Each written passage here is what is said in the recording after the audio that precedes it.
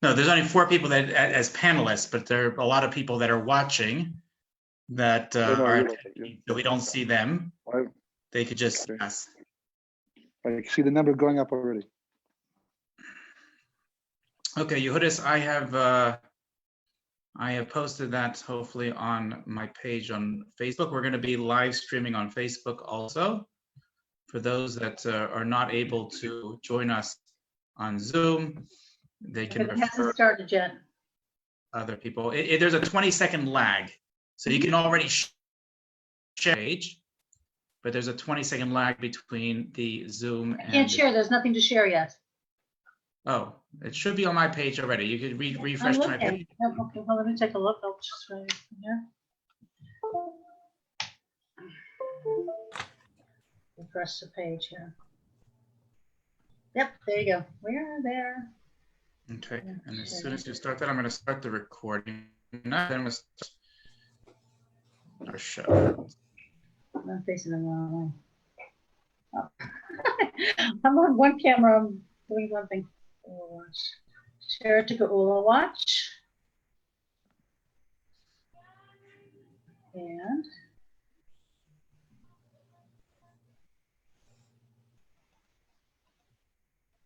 okay, so we're doing it. Great. All right.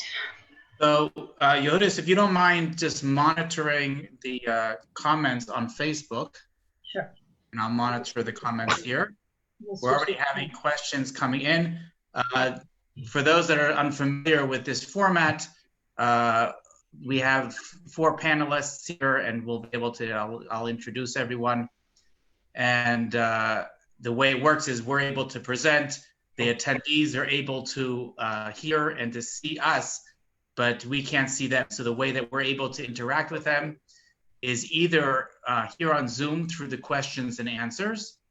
You can press a question and we can submit to us, and we can either accept those questions and answer them for you. They can be directed to one of the panelists or all of them. And if you're on Facebook Live, you can just comment over there, and Yehudis will be monitoring that. Okay, I just want to welcome everybody. This is a very exciting debut webinar. And I'll just make the introductions first of all the panelists. The first is Rabbi Pinchas Winston. I have him on the top left of the screen, and I don't know if everybody's seeing the same thing I'm seeing. He's on my top left. Yeah, Rabbi Pinchas Winston was born in 1959 in Toronto, Canada. He received rabbinic ordination in 1988 from Rabbi Avraham Kovshis Zatzal and Rabbi Noach Weinberg Zatzal. He attended Esha Torah in the Old City of Jerusalem from 1982 until 1988. His previous background was in architectural and graphic design. He is best known perhaps for the way he articulates difficult Torah concepts in easier to understand terms. 2004, to act as a means to share the depth, there's got to be a typo over there, probably my mistake, as a means to share the depth and beauty of Judaism, especially from Torah sources to which many have little or no access. It is ancient yet timeless wisdom, crucial for living a productive and meaningful life. Inspired by current events, a major focus of his site also became the topics of Eretz Yisrael and the end of days. Aside from a series of weekly essays, there are to date over 55 books that he's authored on various topics of Jewish interest, and they are available on his website at 36.org. To our bottom, or to my bottom left over here is Rabbi Danny Myers. Rabbi Myers is a respected mechanech and role model whose sincerity, warmth, and charisma is matched by his comprehensive, in-depth shiurim, a Talmud of Yeshivat Har HaTzion and Yeshiva B'nai Torah, Far Rockaway, New York. He is also a graduate of both Brooklyn College and Adelphi University with a master's in education. Rav Myers is the Rav of Menorat HaMaor Shul in Ramat Beit Shemesh, Israel, and he also teaches at Yeshivat Reshit for post-high school American students in Israel. He lives in Ramat Beit Shemesh, Israel, with his wife Malki and 8 children. Yehudis Shamroth is up to below me over here on the bottom right. She is from the Miriam Geula project, Miriam project, and she's going to be co-hosting. And I'm Josh Wander. So again, we are now we've done our introductions. We are live on Zoom and on Facebook, and we're also recording. So those that are not able to see the live production, where it'll be recorded, the links will be posted, and then you'll be able to share those links and to watch them as well. This is being hosted. This is by myself, Josh Wander, from the Bring Them Home project. You can visit us at bringthemhome.org.il or israeltorah.org. Our goal is in order to encourage Aliyah and encourage Jews to come from around the world back home to Eretz Yisrael. And I also want to mention one more thing, and I'll pass it on to the panelists, that of course we're living in very, very challenging times.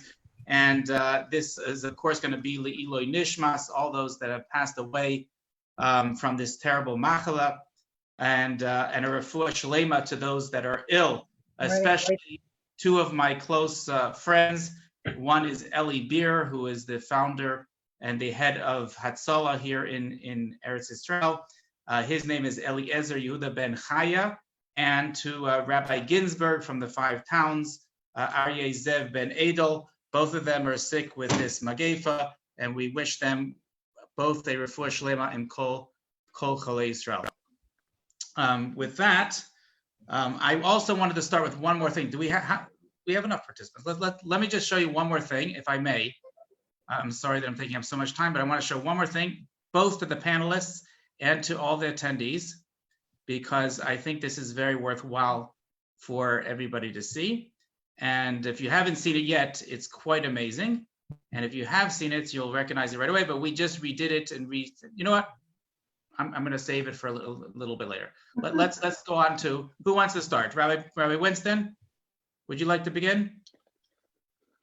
Okay. Well, as you pointed out, that this is a unique time in history. You hear different things, different statements being made that certainly in my lifetime, I've never experienced anything like this. And even though I've anticipated for the longest time something unique and strange to change the way you're going to look at history of the world, that I have to admit I didn't see this coming. I didn't imagine. The question I had from the beginning was, in the beginning the Jewish people were Mitzrayim.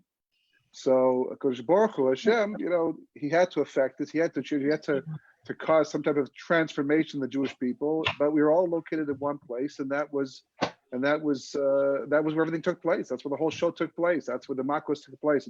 We don't know about the rest of the world, what happened over there, but it was about the Jewish people in Mitzrayim. And then the next stage of Jewish history, we eventually, thanks to the Romans and those after them, we were spread out through Europe. We covered Europe. There were Jews in America at that point in time, but it was a fledgling community, and things weren't established really, and there were Jews around the world, but not that many. Most of the place, 11 Jews, as far as I know, were settled in Europe at that time, and then Hashem used an instrument to reach all of them. I mean, not every power would have done what the Nazis, had done, and the mechanism they used and the money they spent. People talk about how Hitler literally sacrificed the war effort in order to go after the Jews. There were very few people in the world ever who had that type of obsession to eliminate as many Jews as possible. And because of him, the Jewish people were reached the four corners of Europe. And then after that, the Jewish people fulfilled the prophecy of going to the four corners of the world. And I literally scratched my head for over a decade at least, which is why I have so little hair right now at this point. And it was how was Hashem going to reach so many Jews in so many different places all around the world? What kind of enemy could do that kind of a thing? And with the means, and even if God forbid there was a nuclear holocaust, a nuclear war, that is still limited to how it's going to affect. Everyone's going to be affected emotionally, perhaps because they have relatives one place in the world, but there's always some place the Jews can go and be spared, just like in America, for example. And when the Holocaust was going on, the Jews of America, for the most part, were untouched, except for emotional connections and all that. And war has that limitation.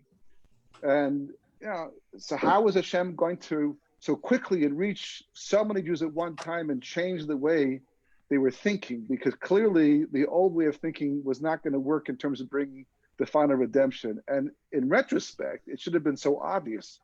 I mean, I should have realized that's the one thing that could do it, but I didn't. It didn't occur to me until after it finally happened.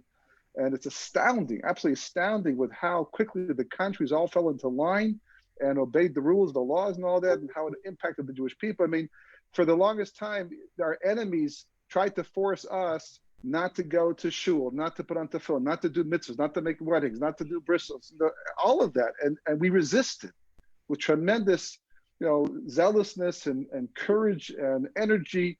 And here, because of the situation, we impose it upon ourselves. We have to hear from Rabbani, don't go to shul, don't go to minyan. They can't even do the streets. All of a sudden, people with such serious nefesh want to make a minyan anywhere where they can, and we can't do that, right? And Pesach's coming up, and we're being told, don't clean to the same degree you've done in the past. We waited for that hester year after year after year. That someone should say, don't clean so much, don't clean so much. We do have the time now. We do have the time now. We have the time. We have the time, and we have the desire, and we're being told, no, don't do it because the matzah of the situation, it's not stressing the world as is right now, and it's like literally turned Yiddishkeit upside down, except for one thing, and that is that the more people I speak to, and the more I see for myself personally, for example, that davening at home on my own time, with no pressure, nobody pushing me, a lot of people have pointed out that their ruchnis has gone up, in spite of the fact that the very means that they use, that we're supposed to use, going to minyan, going to wedding, all these things should enhance our Judaism, our connection to God. And yet people are talking about now, because of the situation, how they feel closer, how they feel more connected. And of course, from my perspective, one major change after what, 25, almost 30 years trying to convince Jews that the end was coming, that there's going to be a redemption. Every exile has to come to an end at some point in time. Even the great American exile, the great Western exile, it has to have an ending. That's part of our belief. It's part in the Vim and the Gemara and things like that. And some people heard it, but usually they had some kind of like leaning towards it. But to convince people, convince rabbis to talk from the pulpit and to say we have to prepare for things and be real with it was such a difficult task. And all of a sudden now there's videos showing up on YouTube at different places being sent around with rabbis or letters talking about how they've changed their point of view, changed the way they look at things, talking about Aliyah, families, speaking about for the first time, people calling me up and saying, do we come now? And you can't get in the airplane. Dramatic change, very dramatic change. And, ultimately, people are pointing the finger at this and pointing at that and discussing how it's the cause, and this is what has to change. And here's the mussar, here's the lessons that we should be learning. And all of it's probably true on some level. But I think there's a very, very specific thing that we have to focus on at this time. And, and I think the best way to point it out, the 10 plagues took place over the course of a year. I'm not exactly sure how it works out, 12 months, 10 plagues, because every plague for the most part was 3 weeks of warning and 1 week of plague. The plague of the Malchus Bechoris, of the firstborn, was only one night, but it still lasted a month. There were still warnings in advance for 3 weeks. As of Purim, we entered the Tekufa, the period of time of Malchus Bechoris. It's 1 month before Pesach, before a little Seder, and we are in that period of time that corresponds to that. And that was the only plague that affected Jews. The 9th plague affected Jews too, but for a different reason.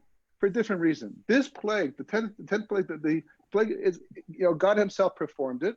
And we were told that you cannot go outside. You must stay in your homes. You have to put the blood on the doorpost, the mezuzah, and you have to stay in your house and do Korban Pesach, because if you go out, the damaging angel, he has permission to affect both righteous and evil alike. And the similarities are unbelievable.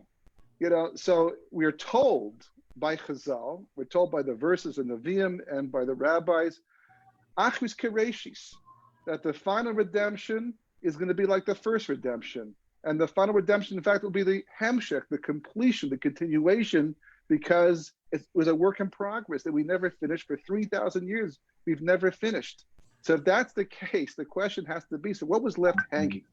What was left undone back at that time? What did we not finish back at the time we left Mitzrayim? that God is telling us year after year through the Haggadah, through the Seder, that we're supposed to get right and fix it all up and do something and change something. So that's the question that I think that we have to focus on, basically, to deal with, because if this is in fact, and who knows for sure, I'm not saying that it is, but certainly it looks that way, and the way things are going, this could easily be the threshold to the end of history as we know it, in the final redemption. So if that's the case, what is that thing that we have to change? What do we have to do at this point in time specifically that's going to unlock that door after thousands of years of waiting for Mashiach to come and trying to make it happen? What do we have to do? And the key, the clue is in the Seder itself, is in the first redemption. And that's what I would focus on at this point in time. Wonderful. That's amazing.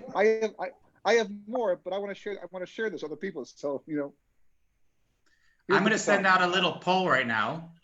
That poll is, the purpose of this poll is to see what people think about when Mashiach is supposed to come. So I'm going to send that out right now. You should be receiving that. And even the panelists are welcome to vote. I'm voting. I just voted. Excellent. It didn't take me long either. Vote early, vote often, right? There's 5 questions and 4 of them from Ruby. So as we continue with this, I'm gonna put on Rabbi Myers, spotlight him, and I'll allow you to give your thoughts about the current situation. Okay, first of all, Shkaya for hosting, to Josh and to Yehudis, big thanks. Amazing work you're involved in. Hashem should bless you to continue with incredible work. Reaching out to all of Klal Yisrael and hoping bring us to the next chapter in Jewish history, Mitzvah Hashem. And to Rabbi Winston, beautiful ideas. A bit of a hard act to follow, but I'll try my best and maybe use some of the ideas that you mentioned. Right, Winston gave a beautiful explanation what's been going on in history 100 years ago, and now more recently, and the wake-up message of the Jewish people. And then in the end, I don't know if everyone caught it, he said, listen, you don't know for sure, but just giving possibilities. And I think that's great. So many people are afraid to say, you have 2 extremes here. And I think Rabbi Winston had a perfect balance. So you have an extreme where they know exactly why God is doing this, and they can tell you to this second when Mashiach's going to come. And others are saying you can't say anything, can't say anything, and who are you to assume anything? And there's somewhere in the middle, there is a healthy ground in the middle, which Rabbi Winston, I think, hit upon perfectly. You have the Rambam in the beginning of Tanit, very much quoted these days around the world, in Hilchot Tanit. Everyone knows Hilchot Tshuva, but Hilchot Tanit, he starts off with them when there's a tzara, when there's a plague, and there's troubling things going around in the tzibor. So he says, fascinating. Most people think it's Hilchot Tanit. So the first thing you must do is set up a Tanit. That's not what he says. He says 2 things. It has to be, you have to set up a day of tza'akah, screaming out to God, and chatzot shrot. You blow the trumpets. That's the biblical mitzvah, the mitzvah for the Torah.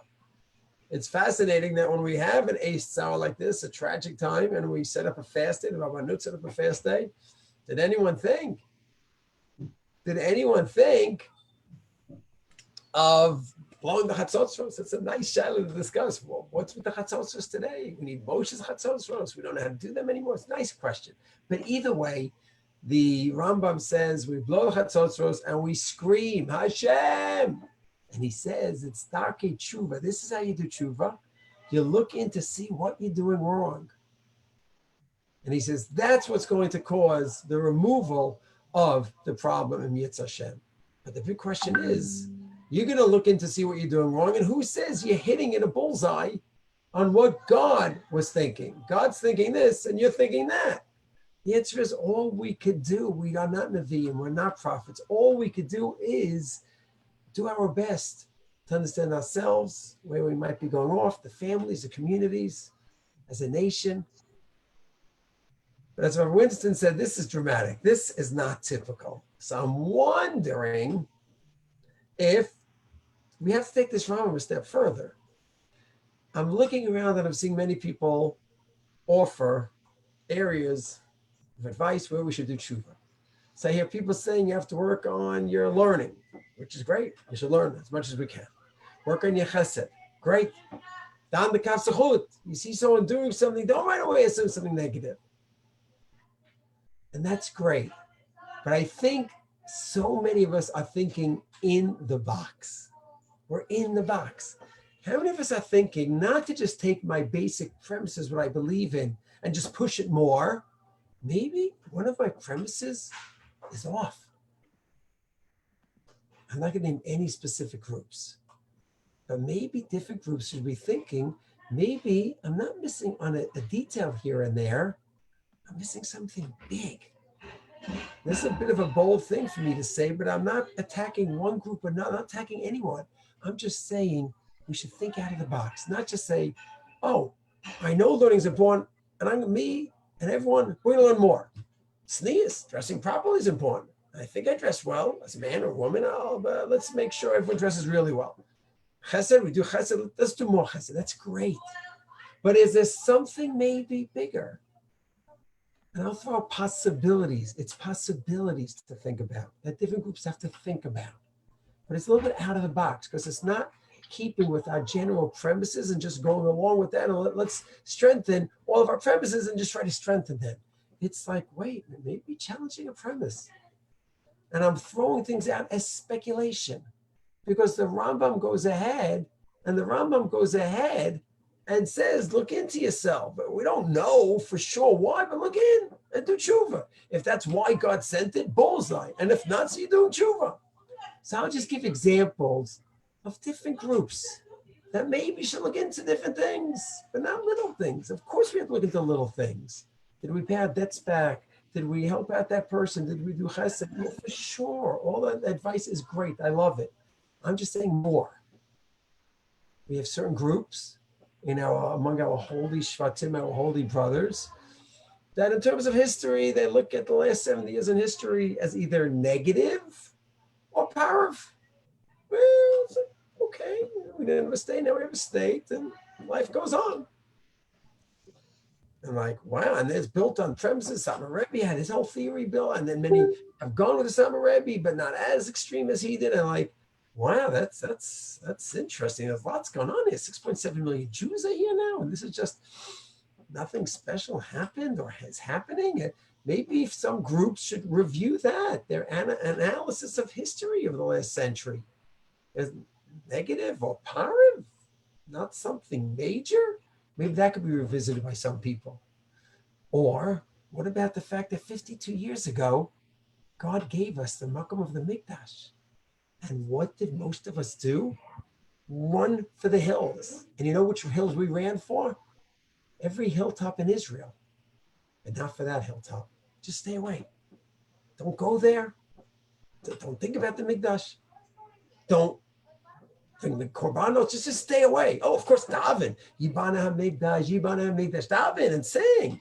But don't do anything practical to bring the Mikdash there. No, don't think in practical ways. If someone tries, a country starts to stop you from bris milah, we're going to fight. We're not going to wait for God to make it work. We're going to fight. And no, you don't tell us we can't do bris milah. You can't tell us you can't do shechita. We're going to actively be involved in shechita. So have we been actively involved in trying to get the Mikdash? That's a very debatable point. For sure it is.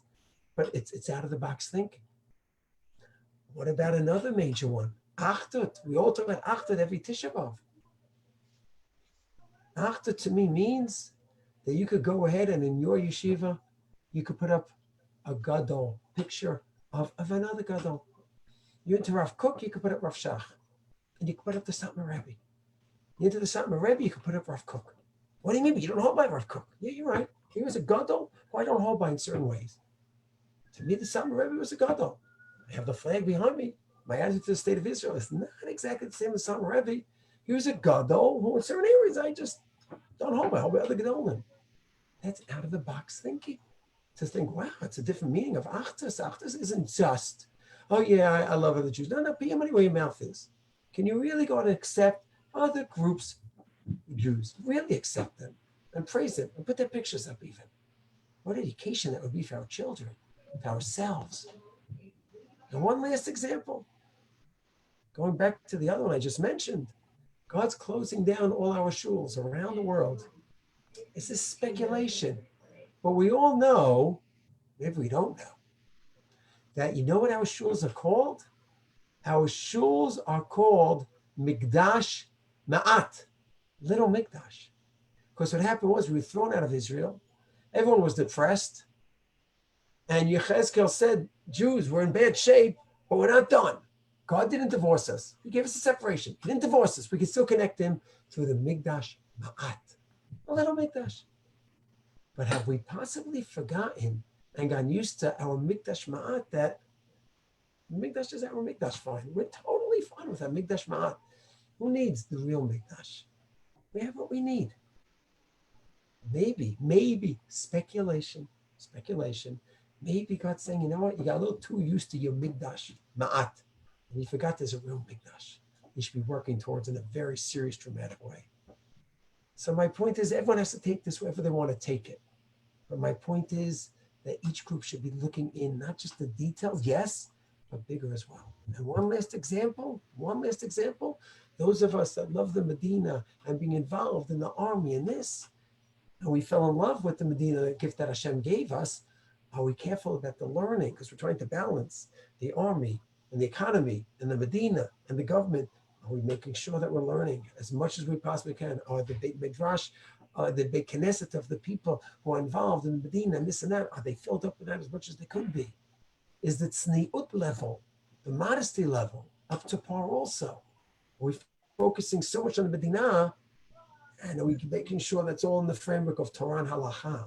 So every group, I'm not looking to attack any group, I'm just wanting to get groups to wake up and think out of the box, not just, did I daven properly? Did I have kavanah properly? Did I do chesed properly? Great, think about all those things, but think about paradigm shifts possibly as well. Well, thank you. That was amazing, Rabbi Myers. I'm going to put up another quick poll. This one has to do with the location where people are coming. I'm really curious because there are people tuning in from all over the world. So I'm going to launch a quick poll here to see where people are from. I'm just going to give it a minute for people to answer that.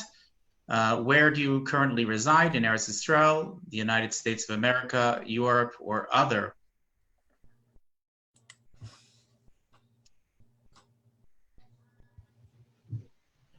And we do have a bunch of questions both coming in through the question and answer down below the Zoom for those that are listening in live on Zoom. And we also have questions that are coming in on Facebook streaming live. So you can ask in either place, and we're monitoring both those, and we'll hopefully ask all the questions that you send in to our panelists. I'm going to give it one more second here. We're going to end the polling. It looks like we have, looks like we are preaching to the choir here, as the vast majority are already here, Baruch Hashem. But there are quite a few that are still abroad, so we're going to also speaking to them. And let's go to the questions over here. Okay, let's start from the beginning. Ruvain Aschenberg has two questions. I'll ask them both, and they are for both Rabbi Myers and Rabbi Winston. The first is, how can we deal with the coronavirus over Pesach? And I'm not sure that I understand exactly what he's asking, but what can we do differently this Pesach because of it? And he also has another question, why is the coronavirus affecting us today? I'll let you both, or either of you answer that question. Rabbi Winston, want to start? Or? I can hang myself first. First of all, hi, Reuven. It's nice to see you, sort of, but yeah. And I assume the first question about how to do the coronavirus over Pesach basically is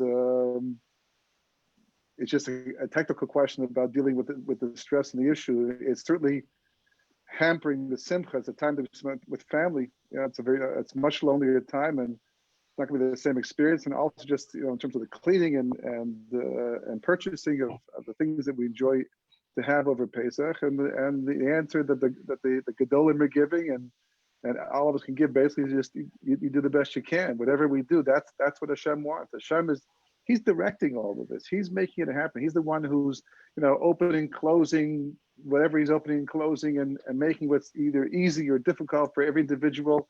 And it's just a test of our resolve to see what we're prepared to do from both ends of it, because I think a lot of this has to do with the fact that mitzvahs and the things that we do have become very habitual. And a lot of what we do, just a small example is that we've been told not to make minyanim, not to go into the street, put a minyan together, go to shul, things like that. And people didn't listen. They actually violated the health instructions that the rabbanim themselves stood behind. And you have to ask yourself the question, if this is what we're being told to do, if this is the halacha, if the halacha has become, as much as we're used to davening a minyan every single day, we were very strict about this, and we were on time, and all these things that help to define us as observant Jews, and all of a sudden then we're being asked to do the opposite. Well, this is the test of whether or not you do it because God says to do it, because you're used to doing it, because it's part of your social culture. This is what God wants to see. Are we serving Him? Are we serving our version of Him? Or are we doing what He wants, what we think He wants, what we want Him to want in the end? So, just do the best you can and follow instructions. And the rabbis have been very lenient this year in terms of, how to actually carry out Pesach, because they understand the plight. Second question again, what was the second question? The second question was, why is coronavirus affecting us today? Well, I think Rabbi Myers spoke of beautifully and framed things very nicely. And I think the most important that we could do is what he pointed out, and that's thinking outside the box for sure. The answer is not outside the box. If it was inside the box, Mashiach would be here without any change. The fact that we're being put through all of this, but I just would like to add one thing to what the rabbi said. That I think thinking outside the box also includes not making the obvious assumption that this is only punishment. This is only meant to wake us up and change things that we're doing wrong. That's always the case in everything that Hashem does. And He talks to everybody at different levels. We saw that at Mount Sinai.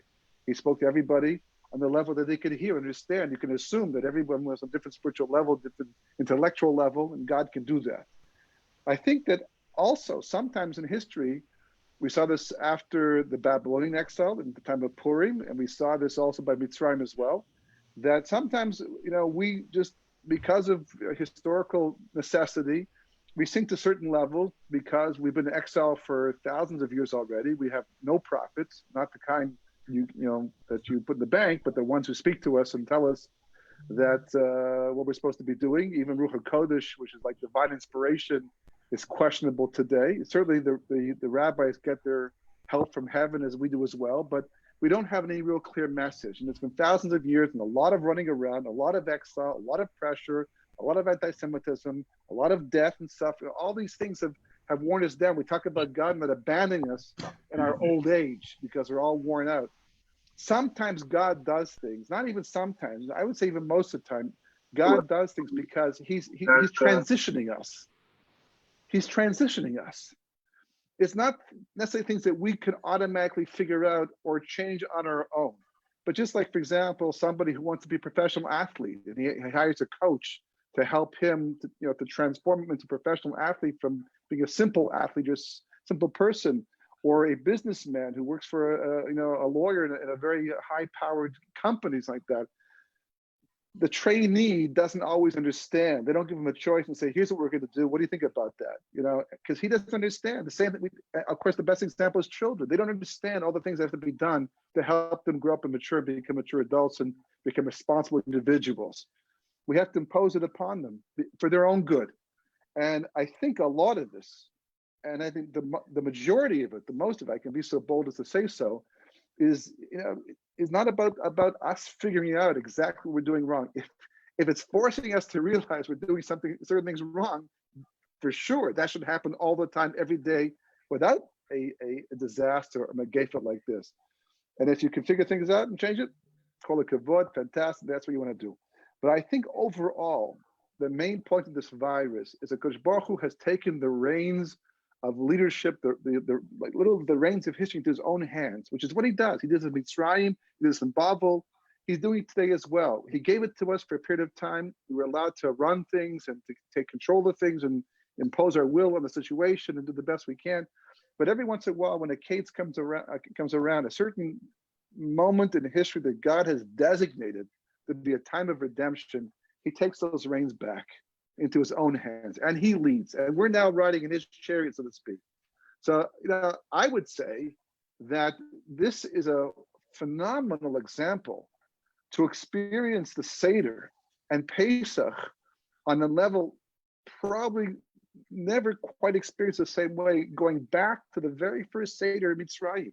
Just imagine what was going on there. They were inside their houses, the pachad mavis, the fear of death that they had to live with, even though they were told, stay inside, you'll be safe with the Seder, but still they know what's going on all around them. The Egyptians are being killed. Anyone who went out died, and the Malach HaMavis, and then actually Kosh Baruch himself was going and doing this thing. It changed the mahus of the experience. It wasn't just the family sitting down and making say, oh, this is great, it's a lot of fun. By the way, people are dying out there, and it's all kinds of death and screaming, but this is a wonderful Seder. Manish Nahalai. He's like, no, there was like some reality of life and death that infused in that Seder that made the connection to God that much more intimate, that much deeper. It shouldn't have to be that way, but that's the nature of human beings. That's the nature of exile. And here we are faced with a similar situation, going to this Seder. In some respects, if you really want to look what's going on, all the distractions have been taken away. Because as much as the Seder is a family time and Pesach is a family time and having all the food and the matzah and the things we like, and the charosis and all that, and it makes a wonderful. How was your Seder? Last was wonderful. The charosis was tremendous. You always, how good the charosis determines how good the Seder is for some people. And the kids saying Manishna beautifully and all the things. But what about God? What about redemption? What about the fact that the Shekhinah, the divine presence, is still in exile? There's no base to make this. There's a foreign power, there's a foreign religion sitting on top of the holiest place in the entire universe, Milky Way galaxy included, right? And surrounding it are other religions that we don't hold the halal, and we're sitting here having a good time making a Seder, and God's going, the only one you forgot to invite was me. Everyone's there. It's all beautiful. It's all there, right? Got to invite me. Because you're not real with the fact that we're still in exile. So what did God do this year in preparation for the final redemption? Not so much as a punishment, but as a hachana, as a preparation. He took them all away, all the distractions, took them all away. Bare bones Seder to get to the bottom line. So what to do about the coronavirus is Pesach? Use it.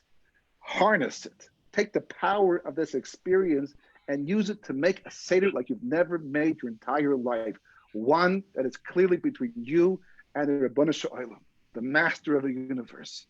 So, that's what I'm going to try and do, God willing, this Pesach. Great. I'm going to, just for the sake of time, I'm going to move on, unless Rabbi Myers has something pressing to say. I'm going to move on to. I'll just add on one point. First of all, hi, Ruvain. Nice to hear from you. A special tefillah goes out for many people who are going to be alone this Seder, and hopefully take Rav Winston's ideas and be inspired and think about things when you have an opportunity which you never had before. But it's going to be painful, and our hearts go out to all of those who are alone. And the Mishnah already had the case of someone who was alone 2,000 years ago. What if someone's alone? They say the Holy God out loud. So the only nachama I could give those who are alone, it's painful, is, we're all with you, and all the people alone are with each other, and we're one big klal, and, Hashem should just give you the strength. We know it's going to be hard, but Mitzvah Hashem, somehow, as Rav Winston said, just to be, Hashem should give you the strength to also turn it around and make it into something enlightening. Mitzvah Hashem. Especially the elderly who live to spend that Seder with their grandchildren from year to year. We have another question here, and I'm going to turn to Yehudis to see whether she has any questions from Facebook. There's another question here which seems pretty simple, but it may be more. There might be more to it than what it seems. It's from an anonymous attendee, and it simply says, "Forgive me, I am not Jewish, yet I am familiar with Judaism. Does this cause an issue?" So I'm gonna broaden that question, and I'm gonna ask the panelists, how does the current events and the whole redemptive process apply to our non-Jewish neighbors? That's guess I'll be happy to start off. We daven every day in one of the most beautiful tefillot that we have. Aleinu l'shabeach l'adon hakol. We daven every day. V'chol b'nei vasa yikru v'shmecha. We hope and pray for the day when all of mankind will recognize one monotheistic God and be connected to the Torah. The connected to the Torah could mean two totally different paths. It could be through the 613, where a person decides, I'm going to become part of the Jewish nation, I'm going to become Jewish, or I'm going to be a faithful Noachide. And the Noachide means they accept Torah comes from Sinai. They accept that we have the transmission, the rabbis from generation to generation have the transmission of understanding what the 7 Noachide laws are. Even though it might just say, oh, it's only 7, that's easy. Don't steal, don't murder, adultery. It's easy, I know it. Now you can spend a lifetime understanding what they are. And there are some Noachides around the world to this very day that they keep the Noachide laws, and when they have questions, they talk to an Orthodox rabbi to understand what's halacha. I remember years a group in Athens, Tennessee in the 1980s. They had rabbis that they went to, and one of the shilas made it up to Rav Aaron Soloveitchik, one of the Gedolei Hador, about burial. Their practice was to cremate the body. Can a Gentile cremate? They went up to Rav Aaron. So these 7 laws are intense and they're serious, and they need to have guidance from people who are masters of the Torah, written law and oral law. And the hope is that all of mankind, Jew and Gentile, holy Gentiles alike, can be connected, focused on monotheism, focused on the Torah, and all earn a great place in Olam Hazeh, and the Rambam maintains in Olam Haba have eternal existence as well. So yes, the fact, I think you're making a great point, whoever contributed this question, that the goal is for all of mankind. So I think it's a very interesting point that this is hitting all of mankind, and hopefully it's going to lead to recognition from all of mankind to B'chol b'nei Vasar Yikru v'Shmecha is going to call out to Hashem speedily in our days. So thank you for that question. Did Rabbi Weston have any words for our non-Jewish listeners? I think I would just second that and just say one of the nicest things that all of Slichos we say special prayers on fast days and between Rosh Hashanah and Yom Kippur, and one of the longest tefillos in the entire section ends off by saying that we look forward to the time that the base of Mikdash will be a base tefillah kol ha'amim, to all the nations, not just for the Jewish people. And we're supposed to be Or L'Goyim, a light unto the nations. What good is that if there's no nations to be a light to in the first place? It's more than merrier. God loves all his creations. And the more people that realize that he is one and he is king and his Torah is the path of the world, and this is what the master plan for creation, open arms. Okay, with that, Yehudis, would you like to ask some of the questions that we? Yeah, I'll ask some of the questions. I also want to say we're very thrilled to be able to put this kind of event together. I know there's been several Geula events going on already, and I consider this one of them because I don't want to pretend like we're not thinking this. Everybody's thinking, are we really here or are we not? And I'm so honored to be speaking right in the middle between 3 people who are really concerned with this topic and been teaching about this topic for so long. Rabbi Pinchas Winston, who first introduced me to the concept of the fact that we're living in the end of days, even before I made Aliyah in 2001, right before 9/11. And Rabbi Danny Myers, who is my rabbi actually in Ramat Beit Shemesh, and I've seen the evolution in his thinking and his speeches and shiurim on how important it is to think about the times that we're living in and seeing all the miracles bringing people here, and the grass is turning green and we're growing things, and we are the highest in technology in the world, and even the study that came out the other day that said we're the safest country in the world right now with regards to the coronavirus. So, and then Josh, who's been working tirelessly trying to get people to open their eyes to see that possibly we may be living in the time where it's really time to come home. And so, so I want to thank you all for your wonderful influence on me, and that gives me the inspiration and the drive to talk to people about the Geula Shalema and also just living in these times. And so, without further ado, though, I want to just say that also the people are asking about, are we living in these times? This is one of the questions. We said that no one can really answer that question. Also, another question is, how close are we anyway to Mashiach, and does anybody really know? So that's a question that it's a really pointed question, and like again, Rabbi Winston says that he doesn't want to hang himself by being the first one. But you know, I'm convinced we're here, but I am no rabbi or a rabbinical authority, so I would like someone who does have authority to speak to that. So who's going to be? I'll be happy to begin. Rabbi Winston offered to be the first one before. I'll start now. There's, let's say, a very controversial line, which is a big debate among many Jews today. A prayer that many shuls have and many shuls do not. I respect both approaches, but just to make an example, I'll give an example. So, many shuls in the Datzilumi world, religious Zionist world, are comfortable using that term, Reishit Smicha Kol Atenu. We're at the beginning of the Gula process, and my shul as well. And the question is, how do we say that? How do we know? Rabbi Akiva thought Bar Kochba was a Mashiach. It's wrong. Many rabbis even thought that Shabtai Tzvi. So we had all these false messianic claims. Are we just falling for it again? So there is a patent. There is a path forward to analyze things properly.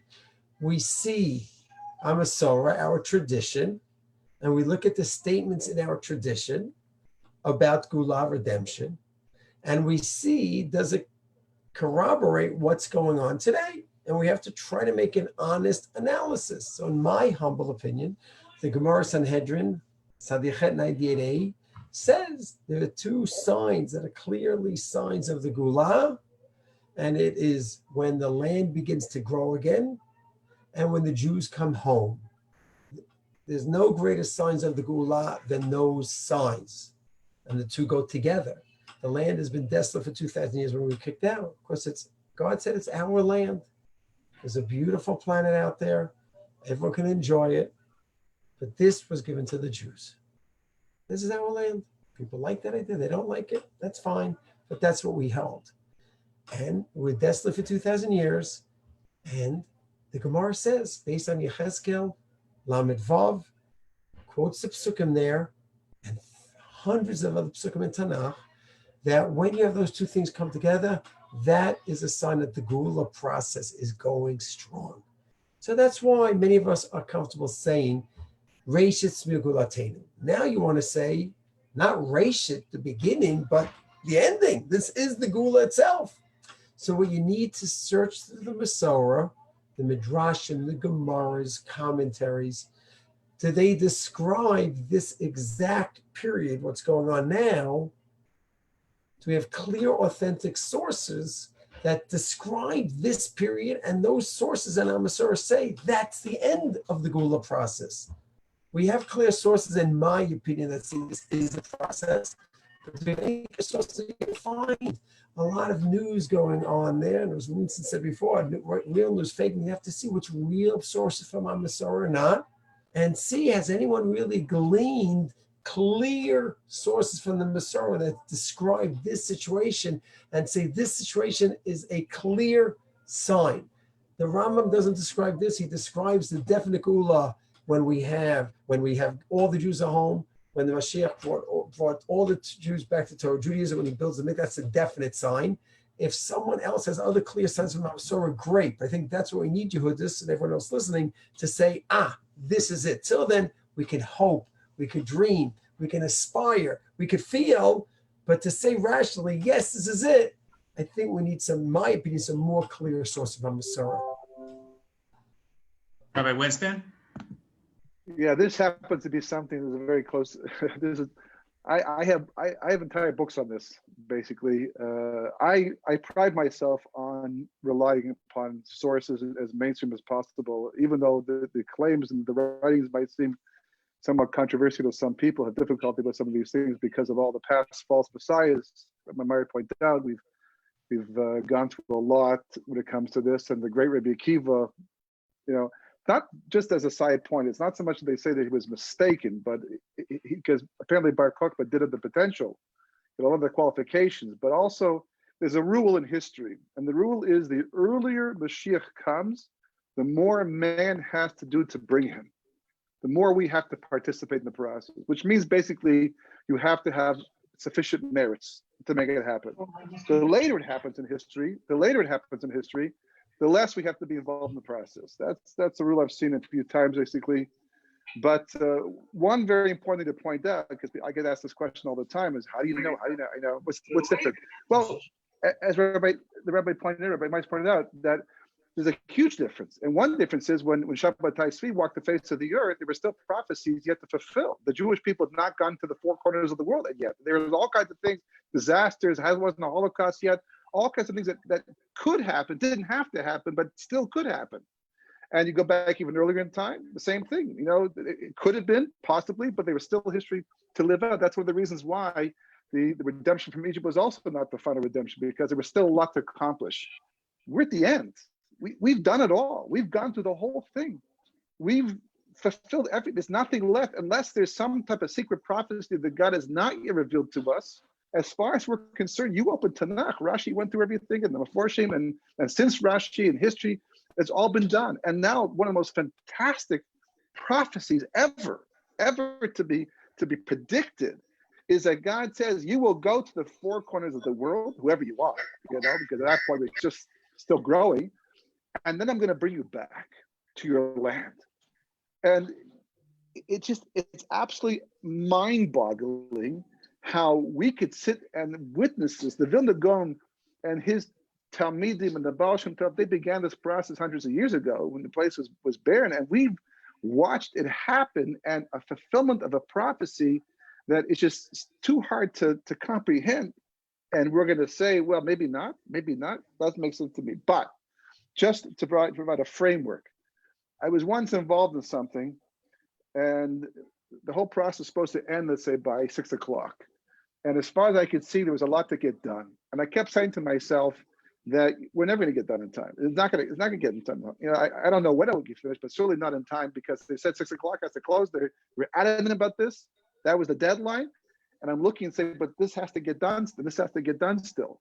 And I'm thinking to myself, yeah, but they said it's got to be finished by 6 o'clock. So I didn't know when it was going to finish, but I just knew by 6 o'clock it had to be done.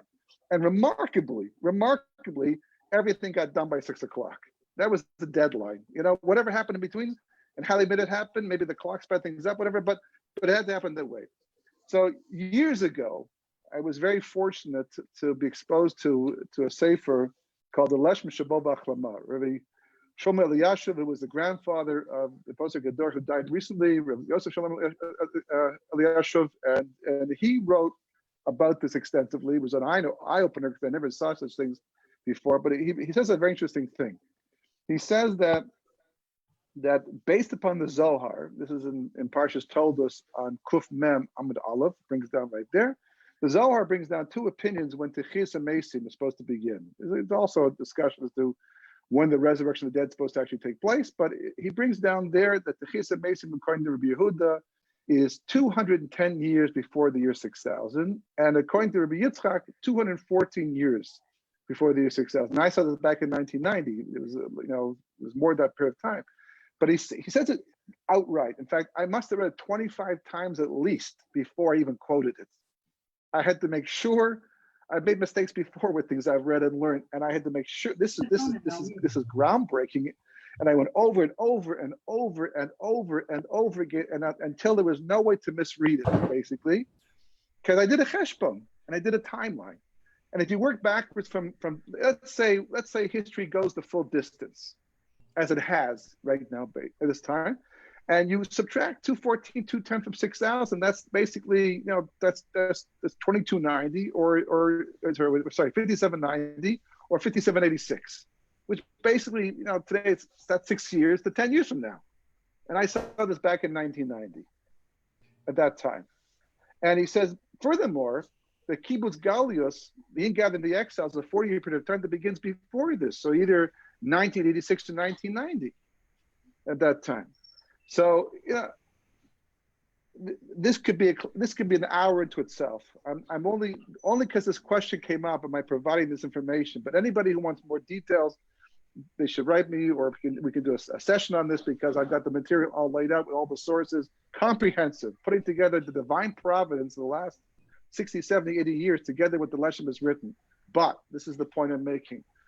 According to Chis and Mesim, according to what he has written in the Leshem, and lest the person wonder if this can be relied upon, one of my students who happened to hear this information went to Rebbe Knievsky, who was the daughter of Rabbi Leshem, who her great-grandfather would have been the Leshem himself, and asked, can we rely upon this? And the answer she got back was, if the Leshem said it, it's emes.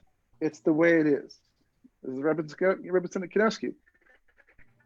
And she said, and don't be surprised, because as far as my husband's concerned, Mashiach is here. It's just a question of moments. Not quite every day he speaks about this, and you can rely upon him. But the point is that the Chis Mesim is supposed to be at the end of the Messianic era, not at the beginning of it. Mashiach doesn't. Once the Chis Mesim, the resurrection period begins, there's no need for Mashiach anymore. The world's already been rectified. And the Leshem again explains the whole thing and how we know it's based on the Vilna Gaon, and traditionally it's all well sourced, not speculation. And these are mainstream sources as well. And he says, based upon that, so it has to be before that. So when I saw this, that's when I began teaching on the topic. And this I started before 2001, with 9/11 basically. But I told people back at that time, you can expect a major disaster to take place in the States. Why? Because the Jewish people are at point A, and point A is they don't want to come. They're stuck in Chutz La'aretz. They feel that Mashiach will come a long time in the future, and if he comes, he'll bring them over. And they have to get there to Israel at some point in time because of final redemption. So there's point A, point B. How are they going to do it? Unless a miracle happens, something has to happen to change the way they think, and it happened. In the end. It wasn't a prophecy, not a prediction. Just you just have to know. And the next thing is this. This comes along, and if you could just trace history since 1986 onward, with the collapse of Russia, the Russian Jews getting out, the last place, and the Mall being held, that when the last place the Jews are being held captive against their will finally collapses, he said that's it. Then the Jewish people divided into two groups. One he calls Yaakov, one he calls Israel. The Yaakov part will say, this is good enough for us, we're free. And the Israel part will say no, until we go back to Israel, the Shechina comes, that's redemption. And in their merit, Mashiach comes. So how do we know where we're holding right now? I'm not predicting, and I cannot say for sure, and I would not say for sure because it's not my job. It's not my. But I'd say, if this is a court of law and we had a jury to decide where we're holding history right now, and all the evidence is being presented, I think it would be a hanged jury to say that we are at the end, based upon what we know, based upon what we're seeing, based on what we're experiencing. So again, I understand and appreciate that a lot of people have difficulty with that, and they'll say, it's not a prediction. I'm not predicting. I cannot predict. I have no idea how to predict the arrival of Mashiach, and if I could, I don't know if I'd want to. In the end, I'm just saying there's a misgaret. There's a framework that has been provided to us by Gedolim, by mainstream people.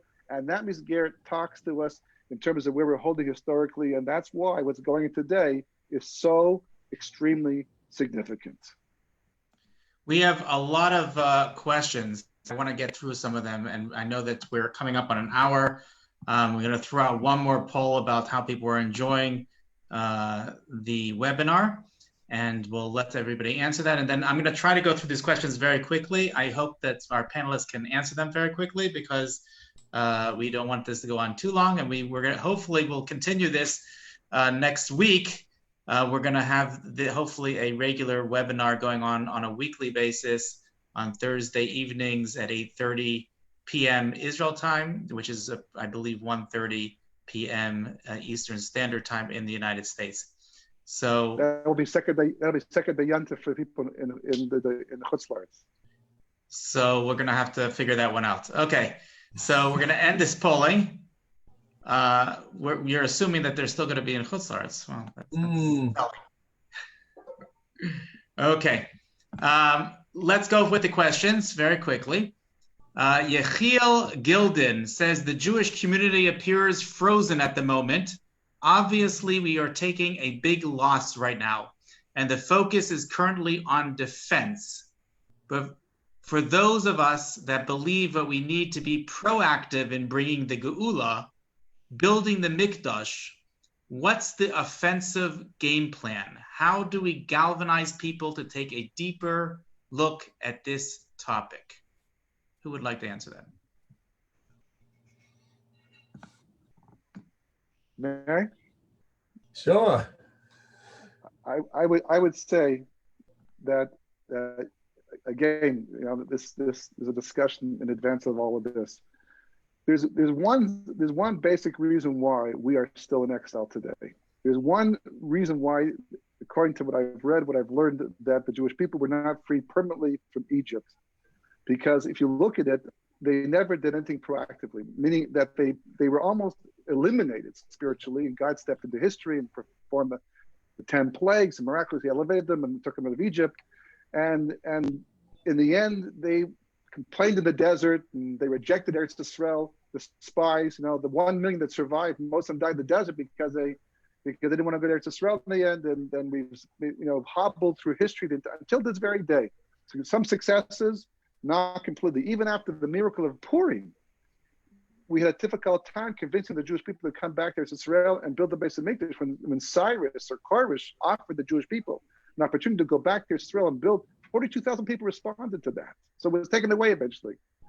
There's one thing that all things we're doing wrong the last couple of thousand years, a whole list of things we can make them whatever. But one thing in specific that God is waiting for us to do, and that is choose redemption. Want it. Think about it. Get it into your heart, into your bones. Every last fiber. There's a very simple reason why. It goes beyond just Eretz Yisrael. It goes beyond just the unification of the Jewish people. We're talking about God unifying with his people. He took us out of Egypt to become one with us. Right now we're scattered and he doesn't talk to us at this point in time. That's what redemption means. Redemption, the Geula, like the word Gilui is revelation. On that day, he'll be king over the entire land. God will be one, and his name will be one. That's the end game. So that's the most proactive thing you can do, is get to the point where you want redemption with everything you have, and then spread it to your family, and then to your community, and to your neighbors. And that's proactive, because that would be enough to trigger God to help us to carry it out and to accomplish it. Okay. Yeah, Rabbi Myers. Just to add on to that, Rabbi Winston, I would just add on one example of one person, Rav Ariel, the head of the Machon HaMikdash, the Temple Institute. He's a bit of an outlier because he's actually building the kingdom for the Mikdash, teaching people about the Mikdash. So he's taking the proactiveness a different level. But he's like a nice museum you go to visit, and everyone could go to visit. The Tilmi, Haredi, oh, it's a nice place, Nachman, it's sweet. No, it's not sweet. He's proactively involved in building the Kalim, and his approach is that the second he can somehow push those Kalim and get permission from the government to put them in the right place, let's start the Avodah. So it's very, very out of the box what he wants to do, but I think it's an approach that should be really thought about, because God gave us a gift 50 years ago and everyone just ran away from it. And he's saying, what are you running away from? What are you running away from? Let's get there. So in addition to Roy Winston's inspirational idea of the Geula, the feeling, which for sure we need, I think real actions to physically get back there. So in answer to Yechiel's question, I think that is approach. I know it's a minority opinion, or if Ariel's a minority opinion, but as I said, I'm trying to push people to think out of the box, and that is out of the box. Okay, I just wanted to say two little things. First of all, as a guide for Machon HaMikdash, we are told that whenever we bring people to the Temple Institute, we are to make it very, very clear that this is not a museum. These are not museum pieces. These are actual artifacts that are meant to be used in the third Beis Hamikdash. And this may be shocking for many people that are listening, but we are all ready for many things today, including the Korban Pesach next week.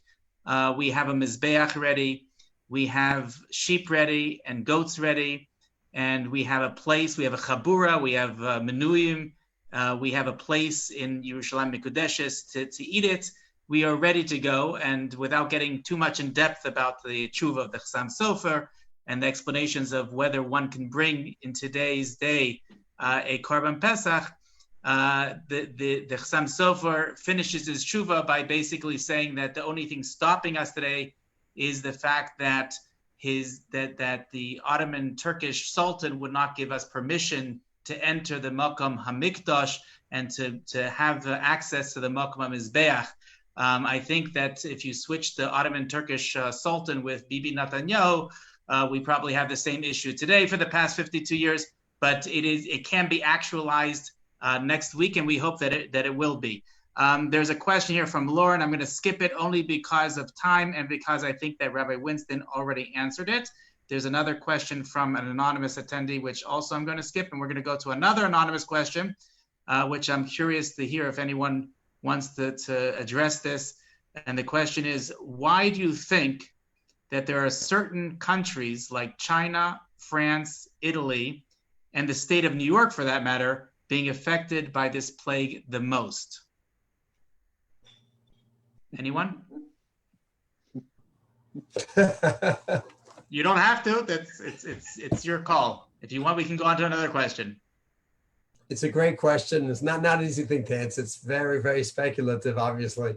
Because let's say Rabbi Winston, I agree wholeheartedly, he's bringing sources, which I said, if you have sources to say this is the Gula, this is the end of the Gula, which that's what Rabbi Winston's doing with the Leshem, who is a giant of giants, that's great. But I don't know if any of us are going to have sources to say this country, that country, that country.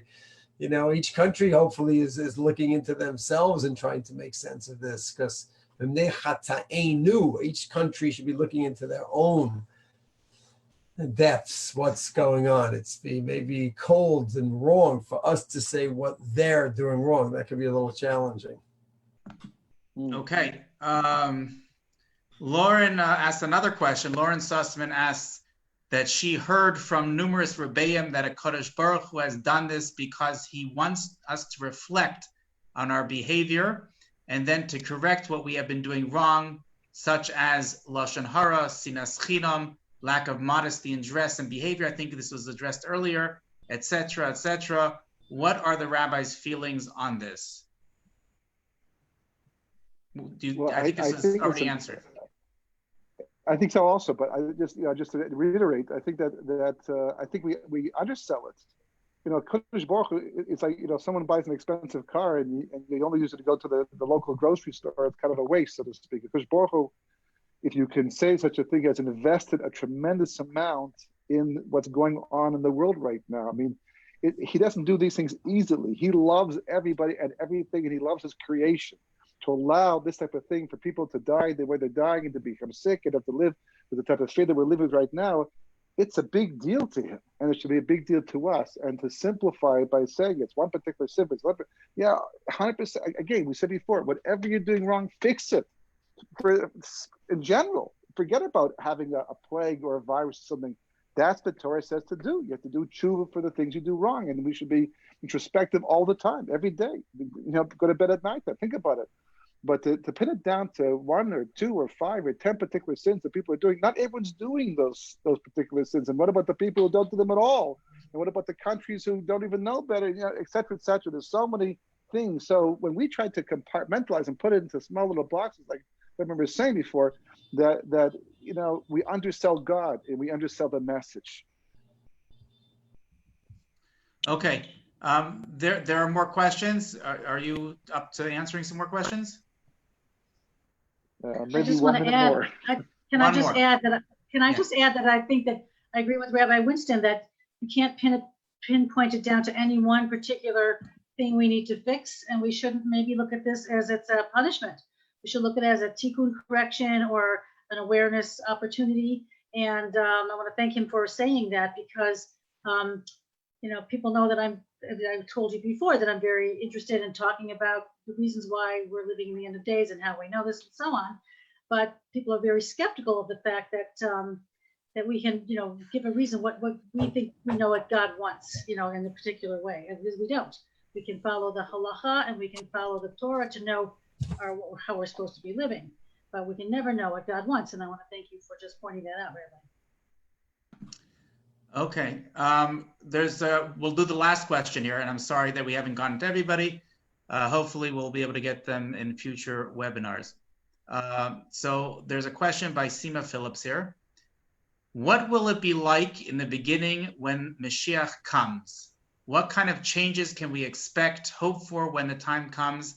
And how will we know and recognize in unison his leadership and direction? I think this person gave us the topic for the next session. Did you want to give an introduction?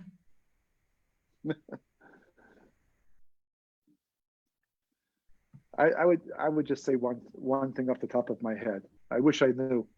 I've tried to imagine that. I've written a book that even creates a scenario that what it might look like, but it's based upon speculation. The only thing I would say that I can is tangible to me. I just ask myself, what would I be like if I had no Yetzer Hara?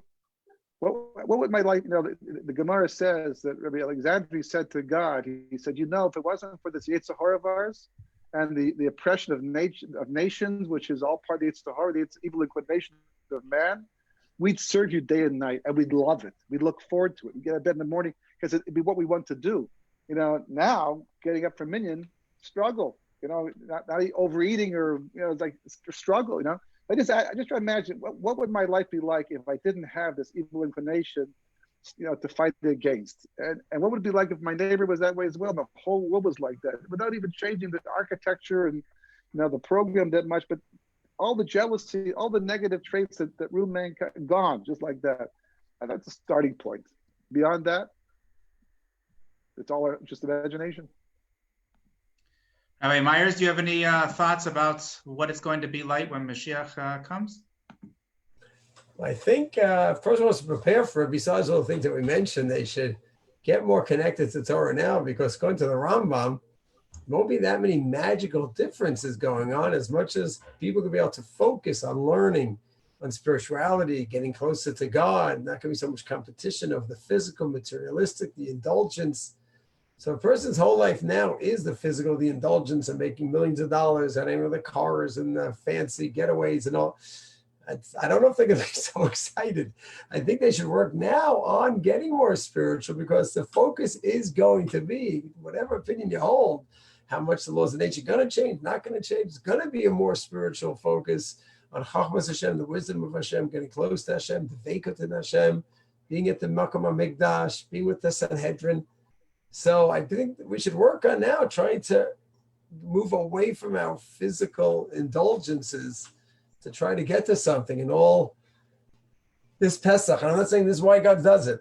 I don't know why Vincent does what we don't. We're not saying why, just how many of us, how many Pesach plans in Cyprus and this place, you name an exotic place around the world, and there was a Pesach plan. A lot of Cairo. What? Cairo. Yeah. Oh, really? Cairo. So a lot of indulgence, and we have to just try to get away from that, and so we can enjoy the Mashiach. And I think a person has to be a kli that can enjoy our Rev Hashem Lakin, enjoy his Torah. So we have to enjoy it now and get ourselves used to doing it, so we can spend more time doing that in the Messianic times. Amazing. Well, thank you very much. I'm going to just say that Rabbi Winston has quite a few books that he's written, and those can be found on his website, again, at 36.org. And Rabbi Danny Myers has a series on YouTube, which I recommend that everybody watches. He gives daily short shiurim on different topics, and very insightful. I recommend that everybody watch them. Do we have anything else, Yehudis, coming from the Facebook? No, everything's fine from there. And I just want to thank you for joining us, everyone. Okay. Thanks So with for that, making it happen. Thank we you. will Mr. conclude. Carlebach. And I wish everyone a Chag Sameach, and maybe this will be the last Pesach that we'll be witnessing everybody. Because I do want to mention, because again, this is being sponsored by Bring Them Home. This is something that I have spoken about, and many other rabbis in Yerushalayim have spoken about for many years now. You can see it on israeltorah.org, the classes and the rabbis speaking about it. We always understood that there would be a point in history, a point in time, where the window of opportunity to come back to Eretz Yisrael would no longer be so simple, would not be open to everyone to come back. Everybody always assumed, in fact, I've gotten multiple messages recently from people saying, Israel, it's not right that they've closed their borders. It should be open to Jews around the world. Israelis still, in some places, can come back, but non-Israelis are forced to stay abroad. And I've said over and over that the day will come when this window of opportunity will no longer be open and Jews will not be able to come back.